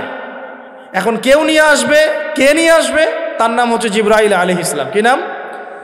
আল্লাহ রব্বুল আলামিন জিবরাইল আলাইহিস সালামের মাধ্যমে কোরআন সুন্নাহর এই ওহী সর্বশেষ নবী মুহাম্মদ সাল্লাল্লাহু আলাইহি ওয়াসাল্লামের কলবে ওহী করেছেন। খুশি হন নাই? কোন যুগে ওহী করেছেন? আবু জেহেলের যুগে। কোন যুগে? যে যুগটার সাথে আমাদের যুগের মিল আছে। আচ্ছা, এখন আল্লাহ পাক বলেছেন এর সামনে তোমরা মাথা নত করো। মাথা নত মানে কি? জাস্ট মাথাটা নত করে দেওয়া? মাথা নত মানে নিজের ইচ্ছাকে সঁপে দাও, নিজের ইচ্ছাকে সঁপে দাও। মন চাচ্ছে আমি নামাজ পড়বো না, আল্লাহ বলছেন পড়তে হবে, এর নাম সঁপে দেওয়া। মন চাচ্ছে আমি একটু মদ খাই, আল্লাহ বলেছেন খাওয়া যাবে না, হারাম, এর নাম সঁপে দেওয়া। মন চাচ্ছে একটা মেয়ের সাথে একটু কি করি, ডেটিং করি, একটা মেয়েকে নিয়ে ফুর্তি করি, আল্লাহ বলছেন জেনা করা যাবে না, এর নাম সঁপে দেওয়া। মন চাচ্ছে ভরপেট খাই রমজান মাসে, আল্লাহ বলছেন না, রমজান মাসে খাওয়া যাবে না, রোজা রেখে, এর নাম সঁপে দেওয়া। মন চাচ্ছে সম্পদের পাহাড় গড়ব, কাউকে কিছু দিব না, আল্লাহ বলছেন না, নেশাব হয়ে গেলে জাকাত দেওয়া লাগবে, এটা হলো সঁপে দেওয়া। সঁপে দেওয়া মানে কি? আল্লাহ পাকের বিধিবিধানের সামনে নিজের ইচ্ছাকে আত্মসমর্পণ করা, যে আল্লাহ যা বলেছেন আমি তাই করব, যা ছেড়ে দিতে বলেছেন ছেড়ে দিব, দ্যাটস অল। এর নাম ইসলাম। ইসলাম হলো এই বিষয়টার নাম, নিজের ইচ্ছাটাকে আল্লাহ পাকের বিধানের সামনে আত্মসমর্পণ করে দাও। আমরা অনেকেই বলি ইসলাম মানে কি? শান্তি। এই যে শান্তি, এই শান্তি ব্যাখ্যা দিয়ে দিয়ে কি করা হচ্ছে জানেন? ওই যে বদর, উহুদ, খন্দক, খায়বার, হুনাইন, মুতা, এইসব ইতিহাসগুলোকে সরিয়ে দেওয়া হচ্ছে। ইসলাম মানে তো শান্তি, ইসলাম শান্তির সাথে আবার এসবের কি সম্পর্ক? শান্তির সাথে মোতার যুদ্ধের কি সম্পর্ক? যুক্তি দিচ্ছে শান্তির সাথে বদর যুদ্ধের আদর্শের কি সম্পর্ক? ইসলাম মানে তো শান্তি। ইসলাম মানে শান্তি কখন? ইসলাম মানে হলো আত্মসমর্পণ। যখন একজন মানুষ নিজের ইচ্ছাকে আল্লাহর সামনে সঁপে দিবে, এর মধ্য দিয়ে সে শান্তি অর্জন করবে ইনশাআল্লাহ। মানে নিজের ইচ্ছাকে আল্লাহর সামনে সঁপে দিলে পরে শান্তি পাওয়া যায়। কারণ আমি তো জানি না যে আমার জন্য কোনটা ভালো কোনটা মন্দ। কে ভালো জানে? যিনি আমাকে সৃষ্টি করেছেন। মনে করেন আপনি একটা মোবাইল ফোন বানিয়েছেন, আপনি এটার মেকার বা ক্রিয়েটর। এখন আপনার চেয়ে কি কেউ ভালো জানে এই ফোনের মধ্যে কি আছে? বলেন। আপনি একটা কম্পিউটার ফাংশন করেছেন, একটা সফটওয়্যার তৈরি করেছেন, একটা অ্যাপস তৈরি করেছেন। আপনার চেয়ে কি কেউ ভালো জানবে এই অ্যাপস কী কাজ করতে পারে, এই সফটওয়্যার কী কাজ করতে পারে, এই কম্পিউটারের ফাংশন কি? এখন আল্লাহ পাক পুরো মহাবিশ্ব সৃষ্টি করেছেন, আমাদেরকেও সৃষ্টি করেছেন। এখন আমাদের জন্য কোনটা ভালো কোনটা খারাপ, কোনটা হক কোনটা বাতিল, কোনটা ন্যায় কোনটা অন্যায়, কোনটা করলে আমরা দুনিয়া ভালো থাকবো পরকালে ভালো থাকবো, এটা কি আল্লাহ পাকের চেয়ে ভালো কেউ জানবে? তো এই সহজ কথাটা বুঝতে এত সমস্যা কিসে? যদি আল্লাহ বলে কেউ থেকে থাকেন, তাহলে তিনি যদি আমাকে সৃষ্টি করে থাকেন, তাহলে তিনি তো ভালো বুঝবেন আমার জন্য কোনটা ভালো কোনটা খারাপ। এখন তিনি যেগুলো ভালো বলেছেন সেগুলো কোরআনে নাজিল করেছেন, যেগুলো খারাপ বলেছেন সেগুলোও কোরআনে নাজিল করেছেন। তিনি তার রাসূলের মাধ্যমে আমাদেরকে জানিয়েছেন কোন কোন বিষয়গুলো ভালো আর কোন কোনগুলো খারাপ। এখন এগুলো যখন প্রমাণ হয়ে যাবে, মেনে নিতে কোনো সমস্যা, মানতে কোনো আপত্তি আছে ভাই? এই মেনে নেওয়ার নাম হলো ইসলাম। মেনে নেওয়ার নাম কি ভাই? ইসলাম। এখন দ্বিতীয় প্রশ্ন হচ্ছে, ইসলাম কি পরিপূর্ণ না অসম্পূর্ণ? উত্তর হচ্ছে আল্লাহ পাক সূরা মাইদার 3 নম্বর আয়াতে বলছেন। কত নম্বর আয়াত? সূরা মাইদার 3 নম্বর আয়াতে আল্লাহ পাক বলছেন যে আল ইয়াউমা আকমালতু লাকুম দীনাকুম, আজকে আমি দ্বীন ইসলামকে একদম পরিপূর্ণ করে দিলাম। ওয়া আতমামতু আলাইকুম নি'মাতি, তোমাদের উপর আমার নিয়ামতকে পূর্ণতা দিলাম। ওয়া রাদিতু লাকুমুল ইসলাম দীনান, তোমাদের উপরে দ্বীন ইসলামকে মনোনীত করে আমি আল্লাহ সন্তুষ্ট হয়ে গেলাম।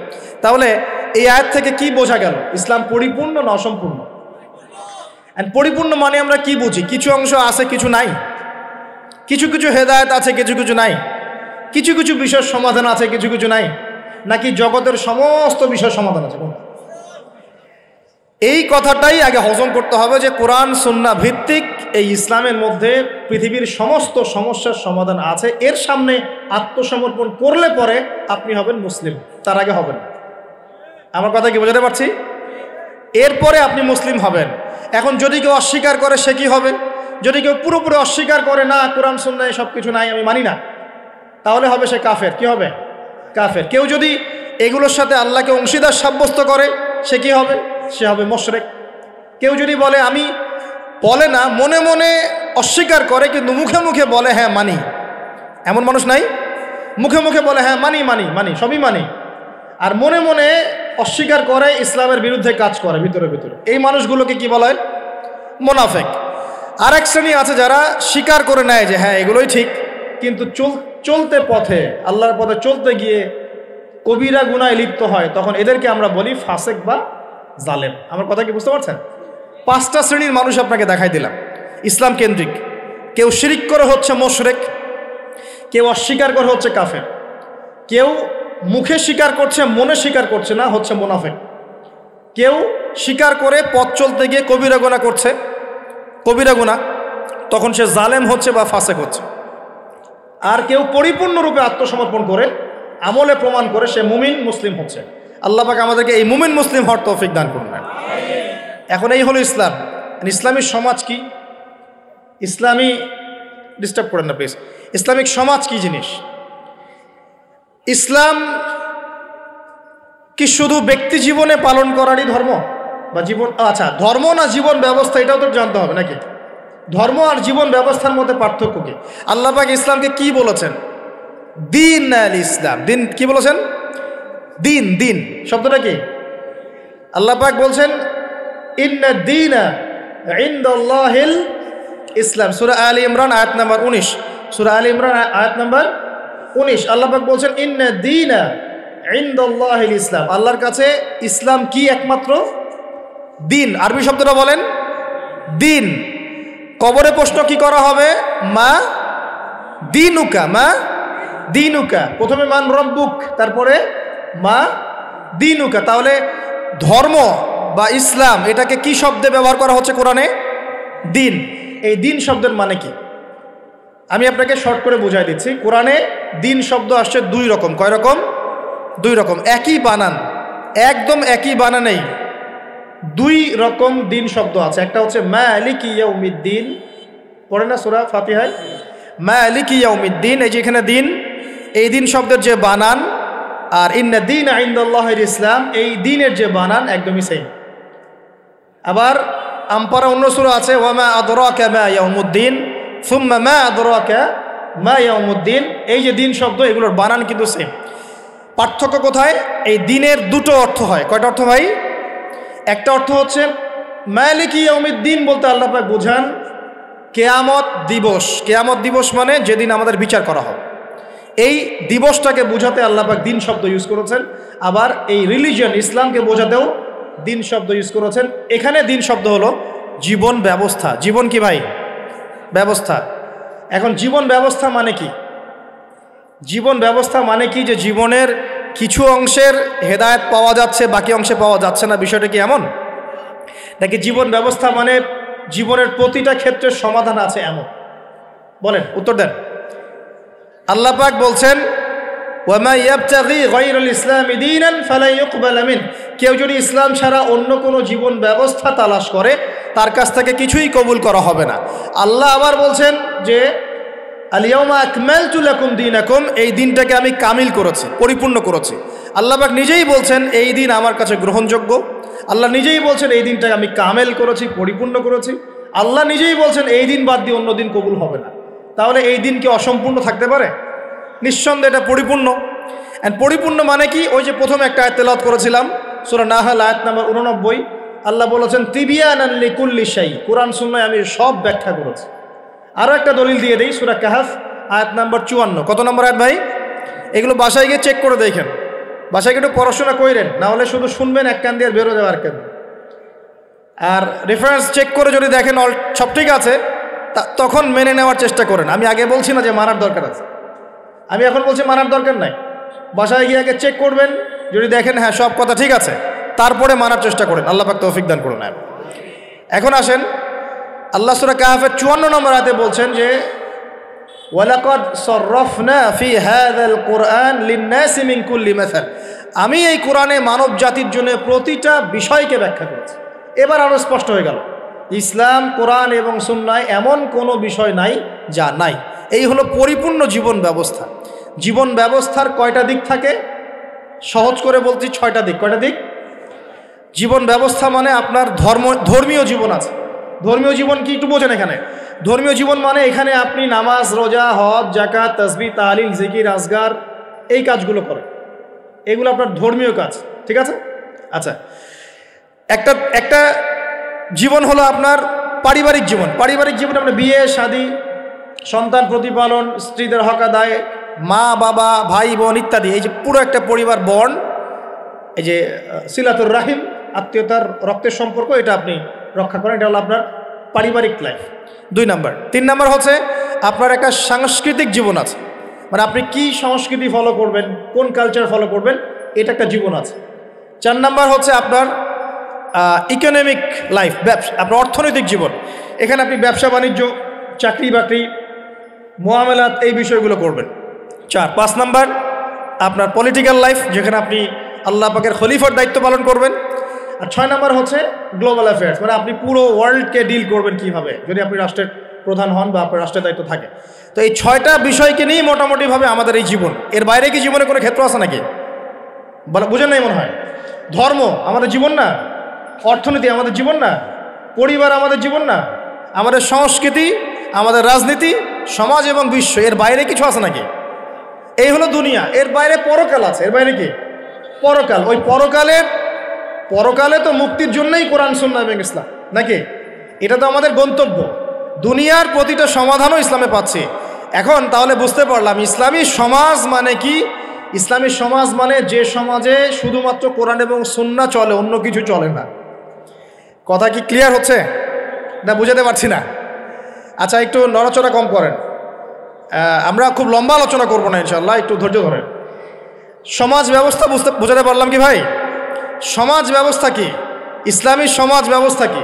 মানে যে সমাজের মধ্যে আল্লাহর ওহী, কোরআন এবং সুন্নাহ, আল্লাহ পাকের বিধান চলে, বাইরে কিছু চলে না। এর বাইরে কি চলতে পারে? এর বাইরে যদি এমন কিছু চলে, লিসেন ভেরি কেয়ারফুলি, এর বাইরে যদি এমন কিছু চলে যেটার সাথে কোরআন সুন্নাহর সংঘর্ষ হচ্ছে, তাহলে সেটাকে ধরে একদম ছুঁড়ে ফেলে দিতে হবে। কথা বুঝতে পারছেন? সমাজে ইসলামী সমাজ আমরা বুঝলাম যে ইসলামী সমাজ মানে যেখানে কোরআন সুন্নাহ ভিত্তিক, আল্লাহ পাকের ওহীর ভিত্তিক সমাজ চলে।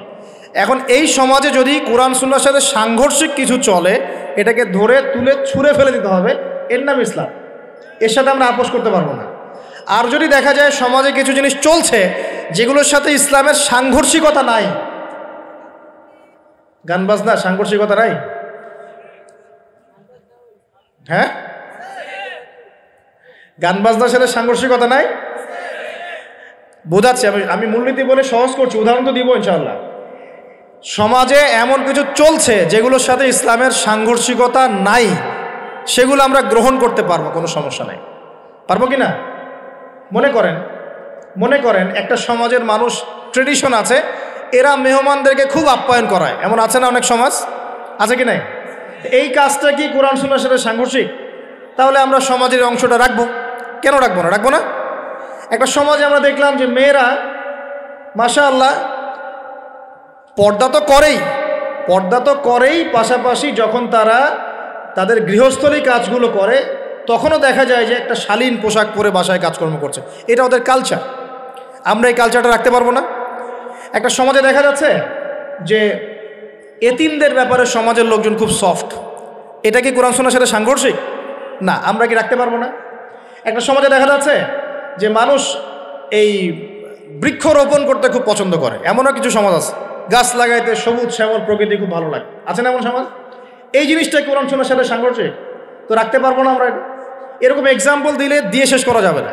এরকম অগণিত কাজ আছে যেগুলো কোরআন সুন্নাহর সাথে সাংঘর্ষিক নয়, কিন্তু সমাজে চলছে, এগুলোকে ইসলামিক সমাজের আওতাভুক্ত করা যাবে ইনশাআল্লাহ, কোনো সমস্যা নেই। কিন্তু যদি সমাজে এমন কিছু চলে যেগুলো কোরআন সুন্নাহর সাথে সরাসরি সাংঘর্ষিক, যেমন এই যে কারো বিয়ে হলে ধুমধারাক্কা গান হয় কি না? হয় না?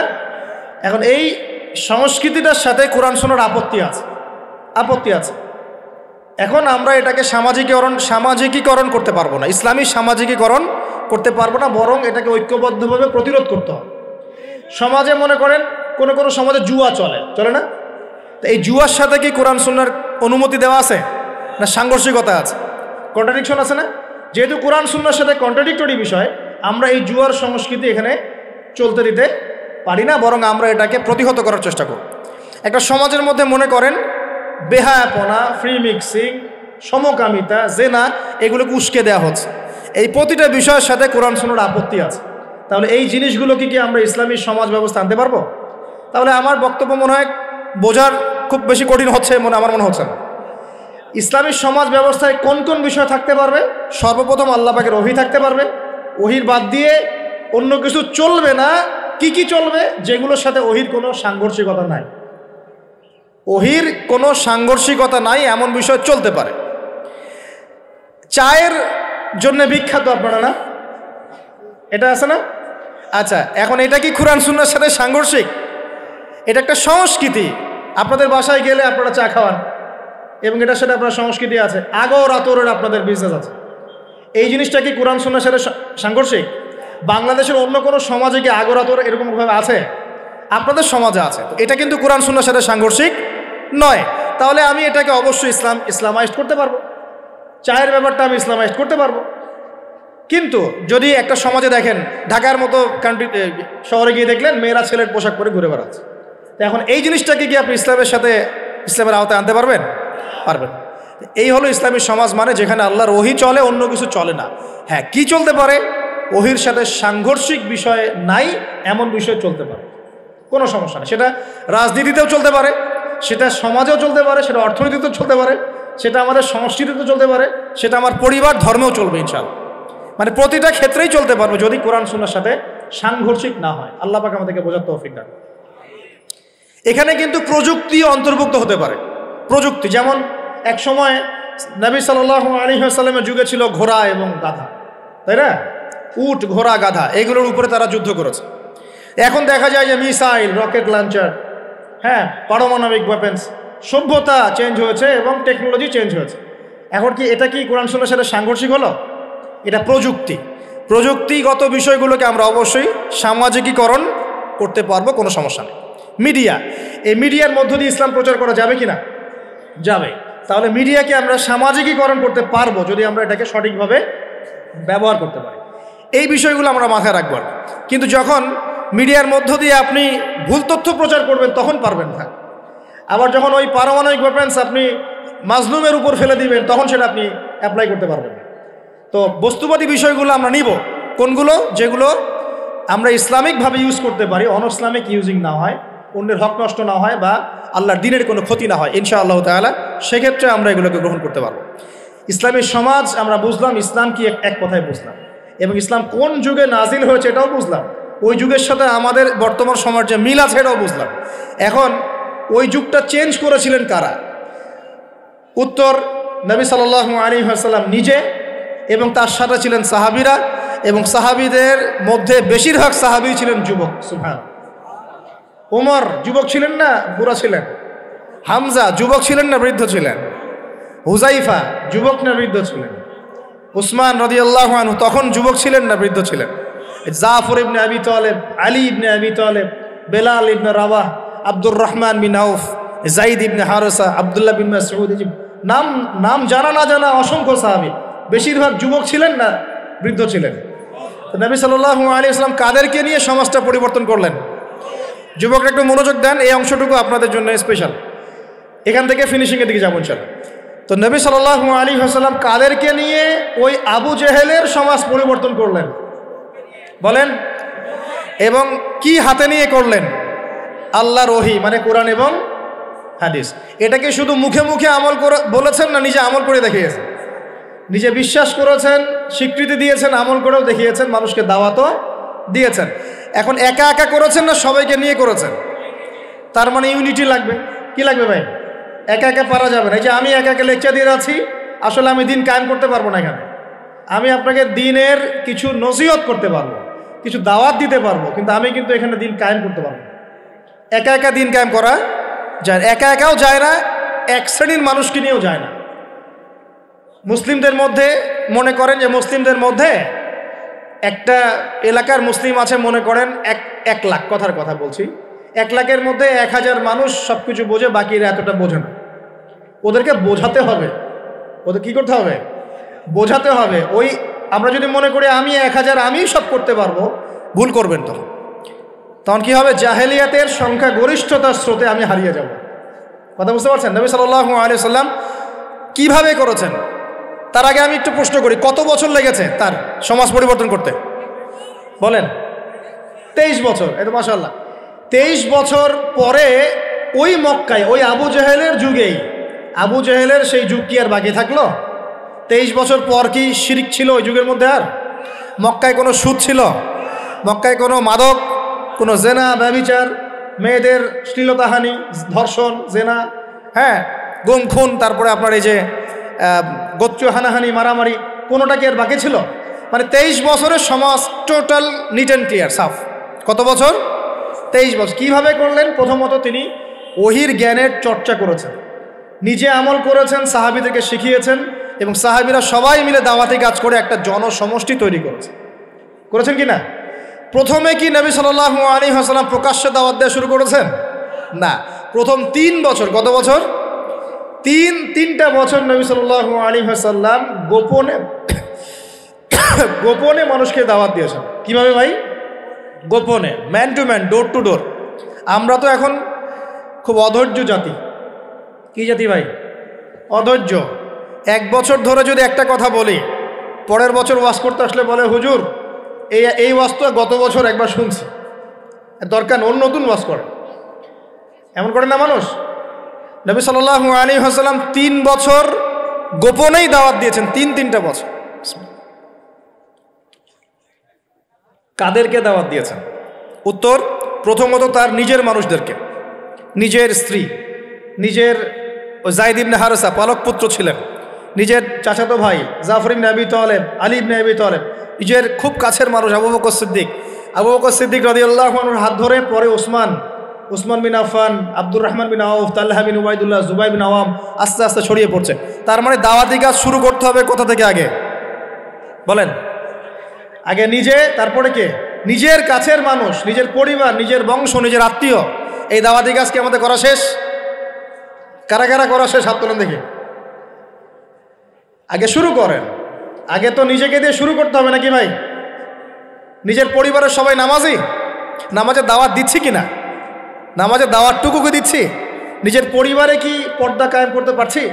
নিজের পরিবারে কি তালিম চালু হচ্ছে? নিজের সন্তানরা কি কোরআন পড়ছে? নিজের পরিবারে কি সবাই রমজান মাসে রোজা রাখছে, হালাল খাচ্ছে? আগে নিজের পরিবার দিকে ফোকাস করেন, আল্লাহ পাক তৌফিক দান করুন। এরপর আল্লাহ ওহী নাযিল করলেন ওয়ানদির আশিরাতাকাল আকরাবিন। এবার তুমি কাকে সতর্ক করবে? তোমার কাছের আত্মীয় স্বজন, গোত্রের লোককে। তখন তিনি ওই যে পাহাড়ের উপর উঠে ডাকলেন, ইয়া মা'আশারাল কুরাইশ, ইয়া মা'আশারাল কুরাইশ, তোমরা সবাই আসো। এই বনু আদি, বনু তাইম, হ্যাঁ, বনু মখজুম, তারপরে যে বনু হাশিম, সব গোত্র জড়ো হলো। জড়ো করে তিনি সব গোত্রকে বলছেন যে আমি মুহাম্মদ সাল্লাল্লাহু আলাইহি ওয়াসাল্লাম যদি আপনাদেরকে বলি এই পাহাড়ের পিছনে একটা সেনাবাহিনী অপেক্ষা করছে, আপনাদেরকে আক্রমণ করবে, আপনারা কি আমার কথা বিশ্বাস করবেন? তখন সবাই এক বাক্যে বলল, কেন বিশ্বাস করব না? তোমাকে কখনো আমরা মিথ্যাবাদী পাই নাই, তুমি আস-সাদিকুল আমিন, সত্যবাদী আমিন। তখন নবীজি বললেন যে কুলু লা ইলাহা ইল্লাল্লাহ তুফলিহুন, তোমরা সবাই বলো লা ইলাহা ইল্লাল্লাহ, আল্লাহ ছাড়া কোনো মাবুদ নাই, আল্লাহর বিধান ছাড়া কোনো বিধান নাই, আল্লাহর দাসত্ব ছাড়া কোনো দাসত্ব নাই, তোমরা সফল হয়ে যাবে ইনশাআল্লাহ। তখন ওই যে আবু লাহাব হাততালি দেওয়া শুরু করলো, আর আবু লাহাব ঢিল নিয়ে মারা শুরু করলো। সবাই হাততালি দিচ্ছে, টিটকারি করছে, মস্করা করছে। হ্যাঁ, লিহাদা জামাআতানা, বলছে এই জন্য আমাদেরকে এখানে একত্রিত করেছো, এই বকবকানি শোনার জন্য, এই বাজে কথা বলার জন্য আমাদেরকে এখানে ডেকেছ। তখন থেকে শুরু হলো প্রকাশ্য বিরোধিতা। এবার শুরু হলো ইটপাটকেল, শারীরিক নির্যাতন, মানসিক নির্যাতন, বয়কট, এইটা সেইটা সব। তো এখন বলেন, যে মানুষটা আগে সাদিকুল আমিন ছিল, সত্যবাদী এবং বিশ্বস্ত, এবার সবাইকে ডেকে দাওয়াত দেওয়ার পরপরই তিনি হয়ে গেলেন কাযযাব, মিথ্যাবাদী, হ্যাঁ, সাহের, জাদুকর, ফারেকুল জামাত বিভক্তকারী, মাজনুন, পাগল, এই কথাগুলো মানুষটাকে বলা শুরু করে। তার মানে নবী সাল্লাল্লাহু আলাইহি ওয়াসাল্লামের পদ্ধতিতে আমাকে সমাজে দ্বীন ইসলাম প্রতিষ্ঠা করতে হবে। তার মানে প্রথমে আগে নিজে, তারপর পরিবার, এরপর কাছের মানুষদের মধ্যে ইসলামের প্রচার প্রসার করার চেষ্টা করতে হবে। এবার প্রকাশ্যে দাওয়াতি কাজ করা শুরু হলো। দাওয়াতি কাজ যত প্রকাশ্য হচ্ছে, নির্যাতন নিপীড়ন ততই বাড়ছে। এটাই সুন্নত, যখন নবীর পদ্ধতিতে কেউ দাওয়াতি কাজ করবে তার উপর নির্যাতন নিপীড়ন আসবেই। যদি নির্যাতন নিপীড়ন না আসে, বুঝতে হবে সেটা নবীর পদ্ধতিতে দাওয়াত হচ্ছে না। 100% লিখে রাখে, 100% নবীর পদ্ধতিতে দাওয়াতি কাজ হচ্ছে না। এটা হচ্ছে গোলালু মার্কা দাওয়াতি কাজ। অনেকে হিকমতের দোহাই দিয়ে ওইসব গোলালু মার্কা দাওয়াতি কাজ করে। সারা বিশ্বে বড় বড় ইস্যু চলছে, উম্মার মধ্যে বিশাল বিশাল সমস্যা। দেখবেন যে আলোচনার টপিক হচ্ছে যে হায়েজ নেফাস, আলোচনার টপিক হচ্ছে যে ইস্তেঞ্জা, আলোচনার টপিক ফরজ গোসল, আলোচনার টপিক ওযু ইস্তেঞ্জা। মানে এগুলো শিখতে কতদিন আর লাগবে? এগুলো শিখতে এখনও শেখা হয়নি এগুলা। আর সারা বিশ্বের অবস্থা, দেশের অবস্থা, অর্থনীতির অবস্থা, সমাজের অবস্থা, কিয়ামতের আলামত স্পষ্ট হয়ে যাচ্ছে, উম্মার অবস্থা, এগুলো বড় বড় ইস্যুগুলো সব পরে, আগে এগুলো নিয়ে আলোচনা হচ্ছে। তো এগুলো কি আসলে নবীর পদ্ধতিতে দাওয়াতি কাজ হচ্ছে? আল্লাহ পাক আমাদেরকে বোঝার তৌফিক দান করুন। তো প্রিয় ভাইয়েরা, যখন নবী সাল্লাল্লাহু আলাইহি ওয়াসাল্লামের পদ্ধতিতে দাওয়াতি কাজ হবে, তখন কিন্তু নবীর মতো মানে শারীরিক, মানসিক, আর্থিক নির্যাতন কিন্তু আসবেই, এটা মেনে নিতে হবে। সর্বপ্রথম নিজের পরিবার থেকে আসবে। কোথেকে আসবে ভাই?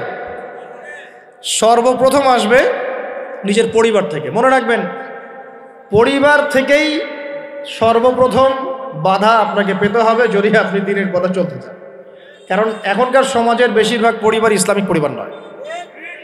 কোনো কোনো সময় পারিবারিক সাপোর্টের অভাবে দিনদার অনেক মানুষও দেখা যায় ট্র্যাক থেকে বিচ্যুত হয়ে যায়, এমন হয় না? পারিবারিক সাপোর্ট একটা বড় জিনিস। আমাদের নবী সাল্লাল্লাহু আলাইহি ওয়াসাল্লামকে চতুর্দিক থেকে মানুষ আক্রমণ করলেও পরিবারে তার স্ত্রী খাদিজা রাদিয়াল্লাহু আনহা তাকে বুকে আগলে রেখেছিলেন। এটা অনেক বড় একটা মানে প্রশান্তির জায়গা, যে সমাজের মানুষ আপনার এগেনস্টে কাজ করছে, কিন্তু পরিবারে গিয়ে আপনার স্ত্রী আপনার কাছে, আপনার অনুভব তাকে, সে আপনাকে বুস্ট আপ করছে, আপনাকে উৎসাহ দিচ্ছে, আত্মবিশ্বাস দিচ্ছে, আপনি কিন্তু আবার পথ চলতে পারবেন ইনশাআল্লাহ। এই জন্য আমি বারবার বলি যে বিয়ে যদি করতেই হয় তাহলে দিনদার একজন নেককার মেয়েকে বিয়ে করেন, খাদিজা রাদিয়াল্লাহু আনহার মতো একটা মেয়েকে বিয়ে করেন। আর যদি ওই যে দিনদার ক্যাটরিনা খুঁজতে যান তাহলে সারা জীবন ওই পস্তাইতে হবে আর কি। আল্লাহ বোঝার তৌফিক দান করুন।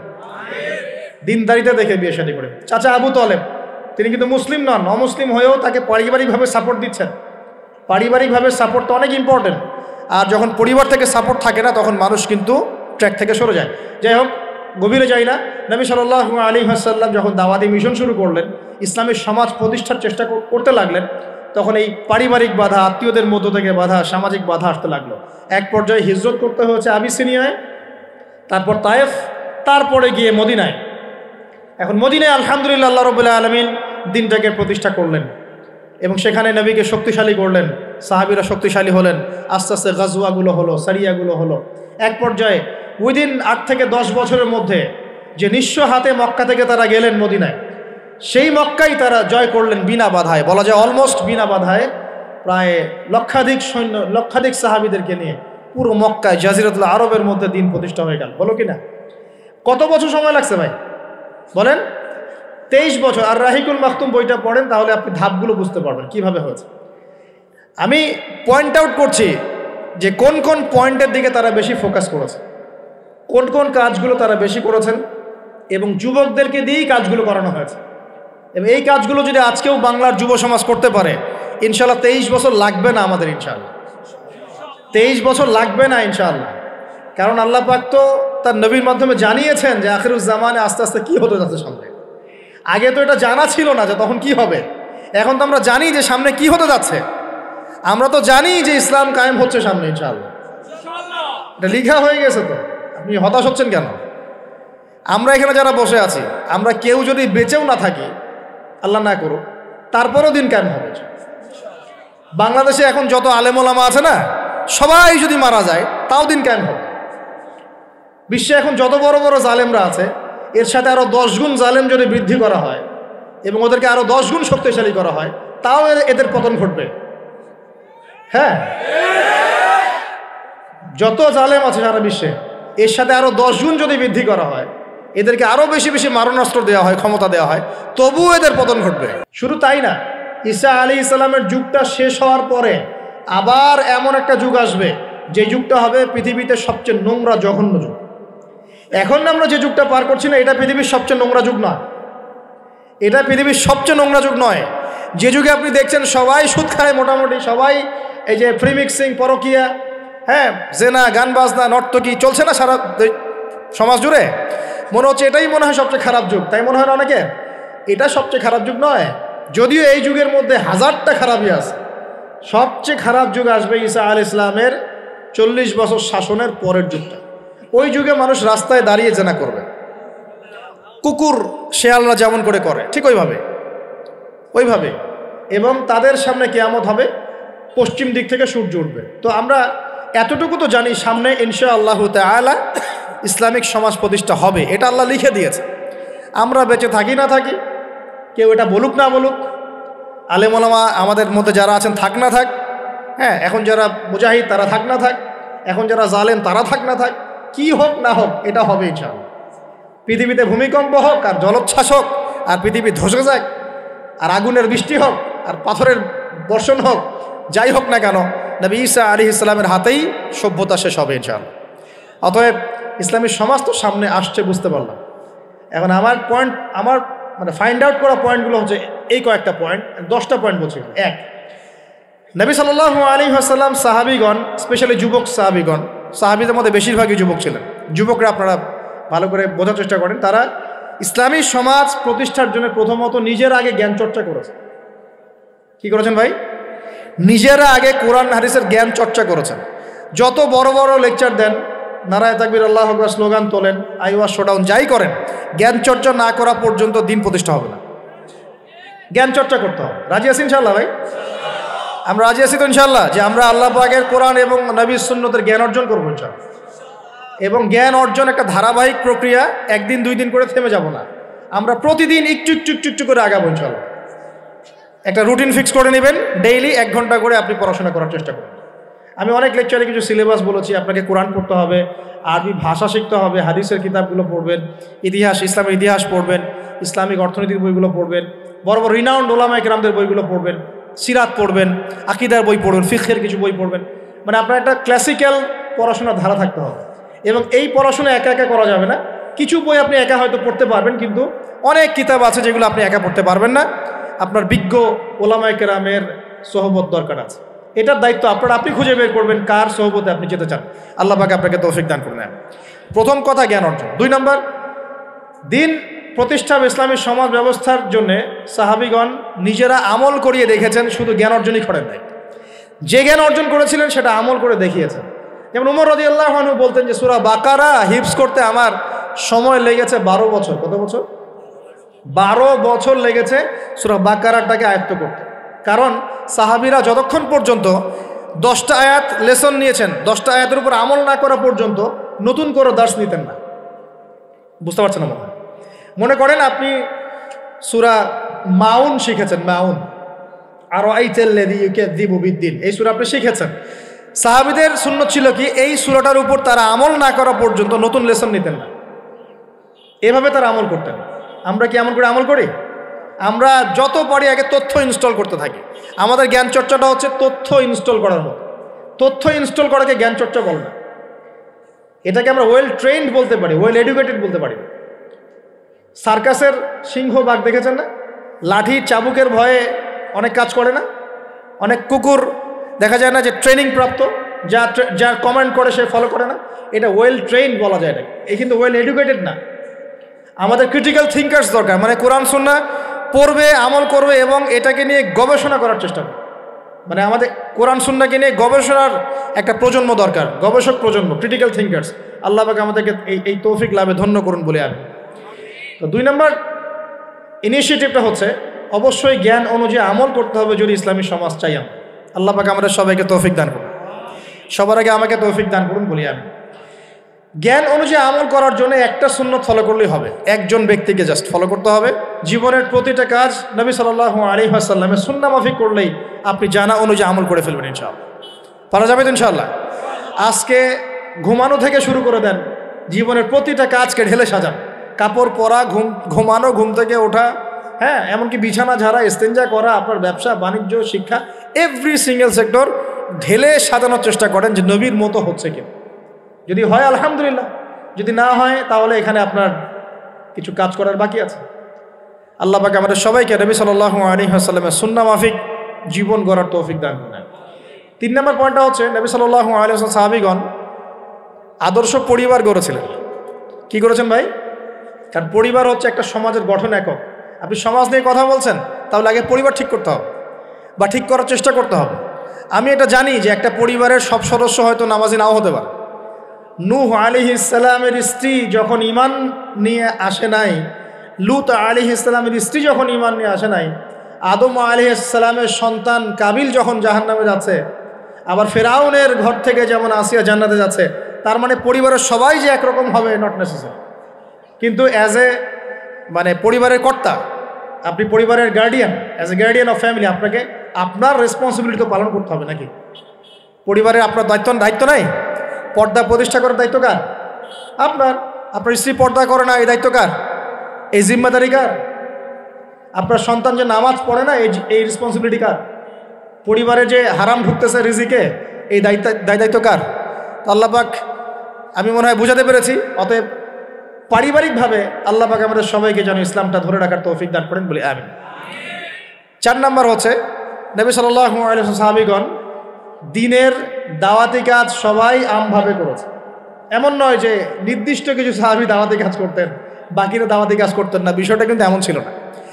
সবাই মিলেই দ্বীনের দাওয়াতি কাজ করতেন, যে কাজটা আমরা এখন করি না। কতজন ভাই আছেন যারা ডেইলি কমপক্ষে আধা ঘন্টা করে হলো দাওয়াতি কাজ করেন? হাত তুলেন দেখি। আচ্ছা না, দেখেন, সবাই মিলে যতক্ষণ পর্যন্ত দাওয়াতি কাজ করব না, সৎ কাজে আদেশ, অসৎ কাজে নিষেধ, ততক্ষণ পর্যন্ত সমাজ ব্যবস্থা কায়েম হবে না। সবাইকে দাওয়াতি কাজ করতে হবে। একজন আলেম আসবেন, একজন বক্তা আসবেন, ওয়াজ করে যাবেন, দাওয়াত দিয়ে যাবেন, ব্যাস এখানেই ফুল স্টপ, ডোর ক্লোজড, তাহলে হবে না। এভাবে সমাজ প্রতিষ্ঠা হবে না। এভাবে তো বললাম দাওয়াত দেওয়া হতে পারে, একদিনের ওরস হতে পারে, একদিনের ওয়াজ হতে পারে, একদিনের একটা সম্মেলন হতে পারে, কিন্তু প্রতিষ্ঠা অন্য জিনিস। প্রতিষ্ঠা মানে কি? মানে আমি যে আসলাম, বললাম ভাই 5 ওয়াক্ত নামাজ পড়েন, নামাজের দাওয়াত দিয়ে গেলাম। আর প্রতিষ্ঠা মানে কি? যদি এখানকার অথরিটি আমার কাছে থাকতো আর আপনি নামাজ পড়ছেন না, আমি আপনার দোকান সিলগালা করে ফেলতাম। কথা বুঝতে পারেন নাই? আজান আছে, মার্কেটে দোকান খোলা, দোকান সিলগালা হয়ে যাবে, জরিমানা হবে, ভ্রাম্যমাণ কোর্ট, একদম কোর্ট সাথে সাথে বসে আর ফাইন করে দেয়। এটা প্রতিষ্ঠা। নামাজ পড়বে না মানে? মুসলমান নামাজ পড়বে না কেন? তুমি কি অমুসলিম নাকি নামাজ পড়বে না? এর নাম প্রতিষ্ঠা। এটাকে আপনি করতে পারবেন? আপনি এখন দাওয়াত দিতে পারবেন, ভাই নামাজে আসেন, নামাজ পড়লে এত নাকি হয়, না পড়লেই হয়। তো এই দাওয়াত তো চলছে মাশাআল্লাহ। প্রতিষ্ঠা কখন হবে? যখন সবাই মিলে সমাজটা পরিবর্তন করবে, তখন গিয়ে প্রতিষ্ঠা হবে ইনশাআল্লাহ। সমাজে যারা নেতৃত্ব দেয়, এরা কি আসমান থেকে টপকে পড়ে, না সমাজের ভিতর থেকে বের হয়? সমাজ যদি পরিবর্তন হয়, নেতৃত্ব এখান থেকেই বের হবে ইনশাআল্লাহ। আর যখন আল্লাহওয়ালা মানুষরা উপরে যাবে, তখন দেখবেন তারা এইসব অথরিটি ইম্পোজ করবে ইনশাআল্লাহ। ওই যে বলেছিলেন 1 মাস, খালি একটা মাস উমরের শাসন যদি চলে, দেখবেন সব একদম ঠান্ডা হয়ে গেছে ইনশাআল্লাহ। সব ঠান্ডা, একদম ঠান্ডা। এটা ভেরি মাচ পসিবল। 1 মাস সময়, 1 মাস, উদিন 1 মাস। উমর রাদিয়াল্লাহু আনহু যদি এখন বেঁচে থাকতেন, মনে করেন কথার কথা বলছি, উমর রাদিয়াল্লাহু আনহু এখন বেঁচে আছেন, তিনি আসলেন পাকিস্তানে, আসলেন মনে করেন, সিরিয়াতে আসলেন, কথার কথা বলছি। এমন তাকে মনে করেন দায়িত্ব দিল জনগণ যে আমিরুল মুমিনিন, আপনি সমাজটা ঠিক করেন। তার কয়দিন লাগবে? কয়দিন লাগবে জানেন? হ্যাঁ, আমার ধারণা 3 দিন। কয়দিন হয়? 3 দিন। অথবা তিনি বলবেন যে আমার দ্বারা সম্ভব না, আমি গেলাম। কারণ এখানে একটা কারণ আছে, কারণটা শোনেন। আমি কথাটা কেন বলেছি?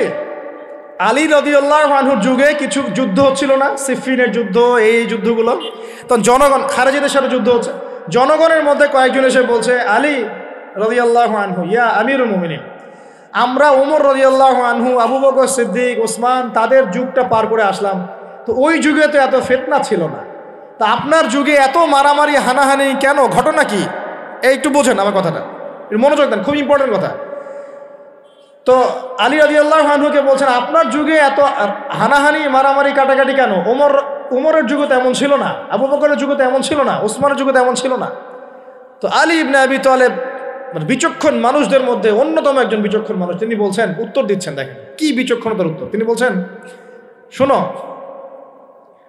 আবু বকর ওমরের যুগে আবু বকর ওমর ছিল শাসক, আর আমরা ছিলাম জনগণ। আবু বকর ওমরের যুগে আবু বকর, ওমর, ওসমান ছিল শাসক, আর আমি আলী আর আমার মতো মানুষটা ছিল জনগণ। আর আমার যুগে আমি হচ্ছি শাসক, আর তোমরা হচ্ছে আমার জনগণ। কথা বুঝলেন নাই? মানে কিছু বুঝতে পারেন নাই? মানে আলী রাদিয়াল্লাহু আনহুর যুগে যে জনগণরা আছে, তারা আবু বকর, ওমর রাদিয়াল্লাহু আনহুর যুগের জনগণের মতো নন। এই কারণে আলী রাদিয়াল্লাহু আনহুর সমস্যা ফেস করতে হচ্ছে। তো এটাই বলছিলাম, যখন জনগণ সবাই বলছে আমি সুদ খাবো, সবাই বলছে যে পর্নোগ্রাফি দেওয়া হোক, মদ চলুক, বেপরদামি চলুক, হ্যাঁ জুয়া চলুক, আর আমি বেচারা একে একে বসে যদি বলি না এগুলো সব হারাম, তা আমাকে তো পিঠা এখান থেকে সরাই দিবে মানুষ, তাই না বিষয়টা? তার মানে সমাজের মানুষকে পরিবর্তন করতে হবে। আল্লাহ পাকে এটা বোঝাতে হবে। মানুষ যখন পরিবর্তন হবে ইনশাআল্লাহ, তখন দেখবেন এখান থেকেই যোগ্য নেতৃত্ব উঠে আসবে। এভাবেই সমাজটা প্রতিষ্ঠা হবে ইনশাআল্লাহ আযজা ওয়া জাল্লা। আল্লাহ পাক আমাদেরকে তৌফিক ইনায়াত করুন। আর কয়েকটা পয়েন্ট আমি একটু থরলি বলে শেষ করছি। 6 নম্বর, সাহাবীরা কোনোদিনও হারাম খান নাই। কি খান নাই ভাই? মানে অর্থনৈতিক জীবনে কোনোভাবেই হারামে সম্পৃক্ত হওয়া যাবে না যদি ইসলামী সমাজটা ঠিক আছে ভাই। 7 নম্বর, অনইসলামিক কোনো সংস্কৃতির আশপাশেও যাওয়া যাবে না। ইসলামী সমাজ চান, অনইসলামিক সংস্কৃতি পরিপূর্ণভাবে বর্জন করতে হবে। আল্লাহ পাক তৌফিক দান। 8 নম্বর, সমাজের একটা বড় অংশ হচ্ছে মেয়ে মানুষ। সমাজের একটা বড় অংশ কি? এদেরকে অ্যাভয়েড করে সমাজে দিন কায়েম হবে। এই মেয়েদের মধ্যে দিনের দাওয়াতি কাজ বাড়াতে হবে এবং মেয়েদেরকে পর্দায় নিয়ে আসতে হবে। এই দায়িত্ব প্রত্যেক পরিবারের কর্তার। পরিবারের কর্তা ঠিক হয়ে যান, সমাজ ঠিক হয়ে যাবে ইনশাআল্লাহ। আপনার মেয়ে বেপর্দায় বেরোতে পারবে না, বের হলে ভাত বন্ধ। আপনার স্ত্রী বেপর্দায় চলতে পারবে না, চললে ভাত বন্ধ। যদি বলে আমি বেপর্দায় চলবো, তোমার ভাত খাবো না, সুন্দর মতো বসে তালাক দিয়ে রেখে দিবেন, যাও, ভাত খাওয়ার দরকার নাই, আমার ভাত খাওয়ার দরকার নাই।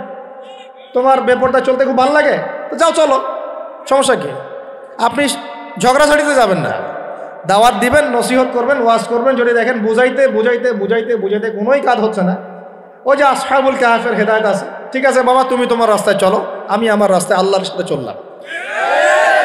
ইব্রাহিম আলাইহিস সালাম কি বলছেন?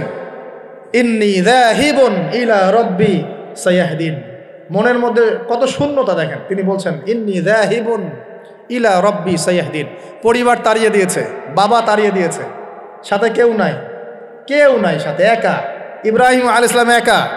আল্লাহ পাক বলছেন ইব্রাহিম একাই একটা উম্মত, ইব্রাহিম একাই একটা উম্মত। তিনি বলছেন আমি চললাম একাই আমার রবের পথে, তিনি আমাকে পথ দেখাবেন। এত বড় কথা। এই জন্যই তো ইব্রাহিম আলাইহিস সালামের এত সম্মান। নবীগণের পিতা তিনি, সমস্ত নবীগণের দেখা যায় পিতা তিনি, আবুল আম্বিয়া বলা হয়। কত চমৎকার বালাগাত দেখেন, ইন্নী যাহিবুন ইলা রাব্বি সায়াহদিন, আমি একাই চললাম আমার রবের পথে, তিনি আমাকে পথ দেখান। পাশে কেউ নাই, ভেঙে পড়বেন না, একাই চলবেন, কোনো সমস্যা নাই। তো এই যে বলছিলাম, পরিবারের লোক পরিবারে বুঝান, দাওয়াত দেন, সব ঠিক আছে। যদি দেখা যায় যে অনইসলামিক বিষয়ে চলতে ওদের খুব ভালো লাগে, ইসলামিক বিষয় মানতে খুবই আপত্তি, তখন আপনি আপনার রাস্তায় চলেন, তাকে তার রাস্তায় ছেড়ে দেন, ঝগড়া ছেড়ে দেবেন। জ্ঞান কেচালা যায় না, বাবা তুই তোর রাস্তায় চল, আমি আমার রাস্তায় চল। তারপরে সন্তান, 9 নম্বর হচ্ছে আমাদের সমাজের একটা বড় অংশ হচ্ছে আমাদের এই যে ছোট ছোট বাচ্চা কাচ্চা সন্তান। আগামী প্রজন্মকে অবশ্যই ইসলামী শিক্ষায় শিক্ষিত করতে হবে, না হলে সমাজ কায়েম করা যাবে। এই দায়িত্ব এখন আপনাদের সবার। আমি শুধু পয়েন্টটা বলে গেলাম। আর সর্বশেষ 10 নম্বর পয়েন্টটা হচ্ছে এই যুব সমাজের চরিত্রটাকে পবিত্র রাখতে হবে। এটা এত গুরুত্ব দিয়ে কেন বললাম? কারণ যুবকরা হচ্ছে সমাজ পরিবর্তনের হাতিয়ার, এবং যুবকদের চরিত্র যদি একবার নষ্ট হয়ে যায়, পর্নোগ্রাফিতে আসক্ত হয়ে যায়, বা মাদকে আসক্ত হয়ে যায়, বা মেয়ের পিছনে যদি সময় নষ্ট করা শুরু করে, হ্যাঁ, এই যে গুন্ডাগার্দি করে, এই যে পাবজি টাবজি ফ্রি ফায়ার হাবিজাবি এগুলোর মধ্যে ঢুকে পড়ে, ওর লক্ষ্য থেকে বিচ্যুত হয়ে যাবে। তখন এই সমাজটাকে দিয়ে আপনি আসলে কোনো কাজ নিতে পারবেন না। এই কারণে এদেরকে একটা আধ্যাত্মিক প্রশিক্ষণের মধ্যে নিয়ে আসতে হবে। নামাজ, তেলাওয়াত, জিকির, হ্যাঁ, আলেম ওলামার সহবত, ধারাবাহিকতা রক্ষা করা, প্রয়োজনে ভালো কিছু সামাজিক কাজের মধ্যে তাদেরকে নিয়োজিত রেখে তাদের এই যৌবনটাকে আল্লাহর পথে কাটিয়ে দেওয়ার প্রয়াস নেয়ার চেষ্টা করতে হবে। আল্লাহ পাক আমাদের সবাইকে এই তৌফিক দান করুন, আমিন। আর যুবক ভাইদেরকে বলবো যে চরিত্রই সবচেয়ে ইম্পর্টেন্ট জিনিস আপনার। এখন এই জীবনটার চরিত্র যদি নষ্ট হয়ে যায়, আপনি কোনো অবস্থাতেই আল্লাহর কাছে পার পাবেন না। প্রিয় ভাইরা, চরিত্র হেফাজত করেন। আর কয়েকটা বিষয় আপনাদের, মাদক আল্লাহর রাস্তায় খায়েন না, মাদকের ধার কাছে যাবেন না। সিগারেটটাকে অনেকে মাদক মনে করেন না, আমি বলছি এটাও একটা মাদক। সিগারেটের কাছে যাবেন না। মেয়ে নিয়ে সময় নষ্ট করবেন না। কি কারণে আমি বলছি? এই কারণে যে এই পৃথিবীতে এখন যে পৃথিবীটা এখন চলছে, এই পৃথিবীতে বিশ্বাস বলতে আসলে কিছু নাই।